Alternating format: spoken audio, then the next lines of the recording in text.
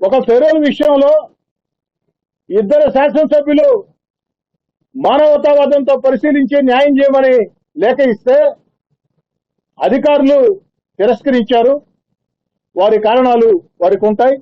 మరి ఆగస్టు 30వ తారీఖున అధికారులు పెరోల్ మంజూరు చేశారు. మిమ్మల్ని అందరినీ కోరుతూ ఉన్నా, మీ ద్వారా రాష్ట్ర ప్రజలందరికీ తెలియజేస్తూ ఉన్నా, ఈ సంవత్సరం జూలై 16వ తారీఖున మా లేఖలు, ఇద్దరు ఎమ్మెల్యేల లేఖలు తిరస్కరించిన అధికారులు అవిలేష్ శ్రీకాంత్ పెరోల్ కి అర్హుడు కాదు అని చెప్పిన అధికారులు 14 రోజుల తర్వాత, అక్షరాల 14 రోజుల తర్వాత ఉత్తర్వులు ఇచ్చారు, అనుమతులు ఇచ్చారు పెరోల్కి అర్హుడు అని.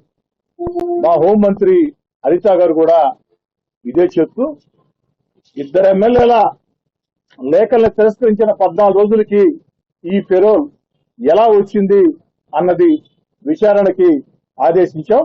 ఆ విచారణలో అన్ని విషయాలు తెలుస్తాయి. దీనికి కారకులు ఎవరు అన్న విషయాలు తెలుస్తాయి. వారి మీద చర్యలు తీసుకుంటామని స్వయంగా హోంశాఖ మంత్రి గారే ఇప్పటికే చెప్పడం జరిగింది.